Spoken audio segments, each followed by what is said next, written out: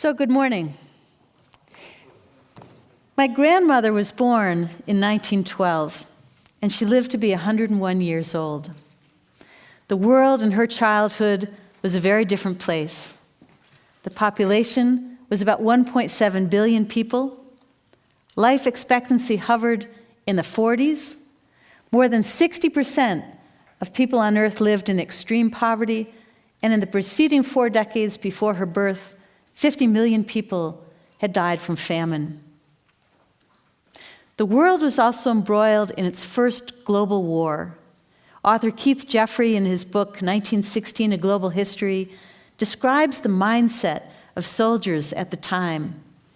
He wrote, by 1916, most of the soldiers on both sides had not only lost faith in imminent victory, but had become fatalistically resigned to the war as permanent crucible for their generation, which civilians and politicians at home could not even begin to comprehend.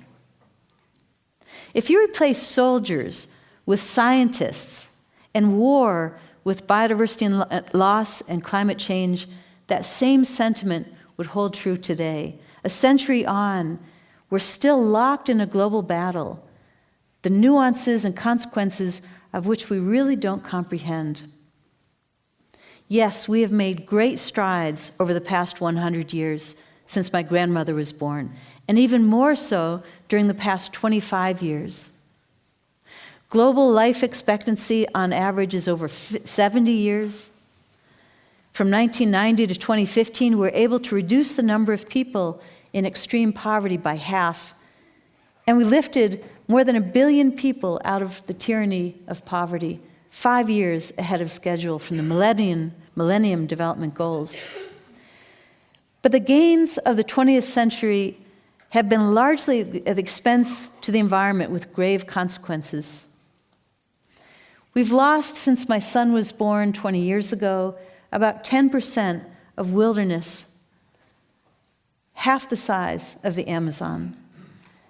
WWF's Living Planet Index shows a decline of more than half of more than 3,000 mammal, bird, reptile, amphibian, and fish species between 1970 and 2010. And a recent report just came out in The Guardian that showed that up to 75% of insects have declined in the last 50 years. 75%. I remember when I was a child, I used to go on road trips with my family, and we drove once all the way from Boston to Colorado. We had to stop the car every few hours and scrape off the windshield from insects. It doesn't happen anymore. But insects are the base of our food chain. These changes, we're on track to have more plastic in the ocean by 2050 than fish biomass. 2 out of 5 fish samples in California contain microplastics. We're eating plastic. Currently, 90% of all global fisheries have either been fully exploited, are overexploited, or have collapsed altogether. Every year we lose 20,000 elephants to poaching, 18 million hectares of rainforest to logging, and an estimated 50,000 species, the vast majority of which we don't even know what they are and what we've lost. And we're now, this year, at a minimum of 400 parts per million of CO2, more than any time in the past 11 million years. I want to say a few words about the qualities of these changes. These changes to biodiversity and climate are nonlinear and abrupt. They're driven by thresholds that we don't really understand, leading to entire regime shifts in the natural world and bringing novel assemblages together that have never been brought together before in a very short time period, faster than evolution can catch up. The drivers of biodiversity loss interact with each other in surprising, unpredictable ways that accelerate change. When you think about, for example, the potent cocktail of fire, invasive species, logging, and hunting in the Amazon, and what happens when those 4 drivers come together. We are, as most scientists agree, in the beginning stages of the 6th extinction. And these changes have profound consequences for the next 100 years. Everyone feeling good yet?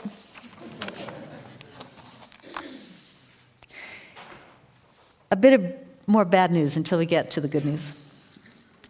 At the same time that we're facing ecological crises, we face immense social and economic challenges if we are to achieve a just and sustainable future. If we're to describe the world as a village of 100 people, 11 suffer from severe hunger and malnutrition, 10 live in extreme poverty, 80 live under $10 a day, 21 lack access to electricity, 10 lack access to clean water, and one person owns more wealth than half the village altogether. To address these challenges, the world has agreed on a set of ambitious global goals called the Sustainable Development Goals. This framework covers 17 goals and 169 specific targets with the aim of tackling these fundamental challenges to our world of people, of planet, and prosperity. And there are two sentences that stand out in the preamble. The first is, as we embark on this collective journey, we pledge that no one will be left behind. This is a profound statement about human dignity and fairness, and it means that we must change the way how we do business and how we measure progress. It means the end of Adam Smith and maybe some new framework.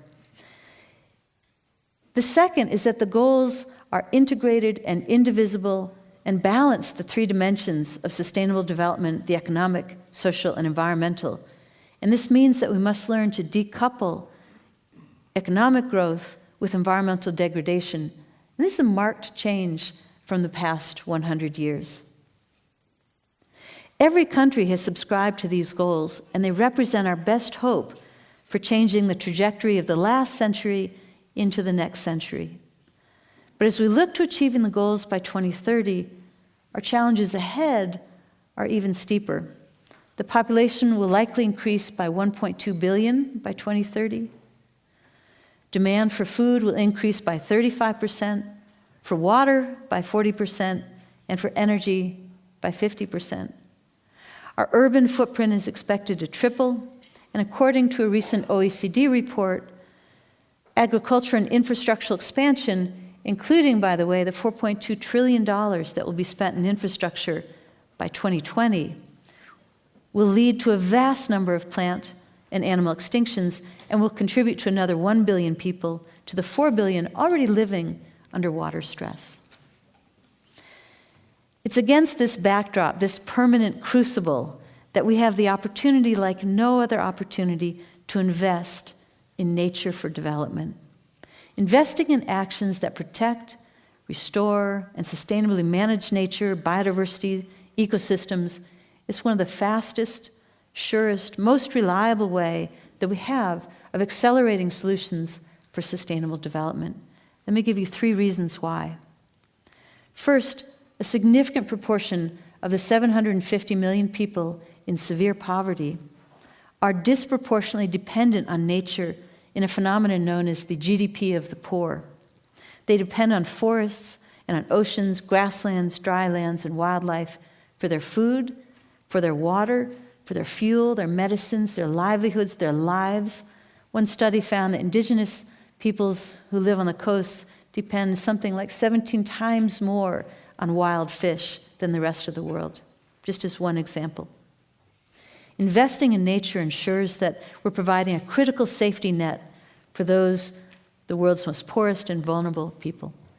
The second is that mostly rural, local, indigenous peoples are the least responsible for the changes that are affecting their lives.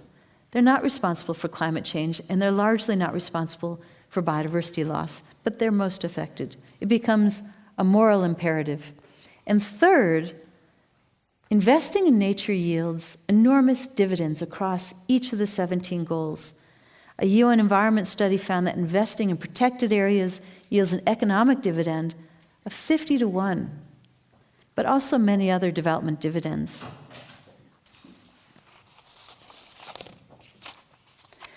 I'd like to tell you 2 stories of what I mean by nature, investing in nature for development.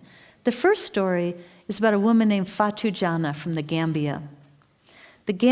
She lives in the Gambia in West Africa, where the average daily income is just over $4 a day.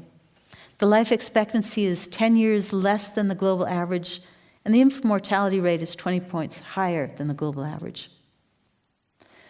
3/4 of the rural population lives in poverty, but Fatou is a force to be reckoned with. I've met her, and she's lovely, and she's strong, and she's marvelous with her ideas. She was buying oysters one day from her neighbors, and she tried to understand what's happening. Why are they stressed? What's happening in their lives? And she heard about how the destruction of mangroves in the area had led to ever-declining oyster sizes. It was harder and harder to harvest oysters, and they were getting less and less money from it. And she said she had an epiphany, and she said, I thought to myself, why don't I try to do something? And therein was the birth of the Try Oyster Women's Association. From a modest investment of $14,000 from the UNDP Small Grants Program, they invested first in mangrove restoration, planting more than 35,000 mangrove seedlings. Then they focused on just 40 women by securing the harvesting rights from the government. They quickly grew to 500 women across 15 villages, and as a result of their efforts in mangrove restoration, they now sell bigger oysters. They're getting more than 120% of their previous income. They have secure markets and supply chains. They have new access to credit and better working conditions. Fatou Jana spoke at the UN General Assembly earlier this year at the Oceans Conference, and she said, we're transformed our local microeconomy by increasing the price of oysters to a level that enables the harvesters to earn a decent living. The price is now fair and sustainable, and our women understand the economic power of cooperation, and they're investing in their children's education. The second story is of a community that lives near a 1.3 million acre biosphere reserve, the Siancan, in the eastern coast of Mexico. It's about a community-led indigenous ecotourism scheme called Community Tours Siancan. Siancan means, in the Mayan language, where the sky is born. In this 1.3 million acre bioreserve, there are thousands of tourists each year, and the community wasn't receiving any benefits whatsoever. That changed when the community received a small grant to create a visitor center as a hub for indigenous-led ecotourism. As a result, the company now receives hundreds of visitors a year, and local leader Jose Inez said, with the grant of $20,000 for the visitor center and the global recognition of UNDP's Equator Prize, we're now able to be listed on TripAdvisor, and we can't keep up. There's so many tourists who want to come. It's changed our lives. It's been a huge difference to our community. They hire guides, they stay in our lodges, they buy our handicrafts. This has made a huge difference. So these two short examples, they illustrate how even small investments can have huge impacts when they're targeted to actions that have multiplying effects, particularly in the protection, restoration, and management of nature. There are multitudes of initiatives like the Try Oyster Association and Community Tours Siancan. At UNDP, we have discovered tens of thousands of community-led initiatives that are nature-based solutions for development. They are waiting for our attention, and they're waiting for our investment. One of the most striking challenges to achieving the SDGs is finance. There's an annual finance shortfall of somewhere around $2.5 trillion to fully implement the Sustainable Development Goals. As Klaus Michael said, private finance, and especially impact investment, will be essential.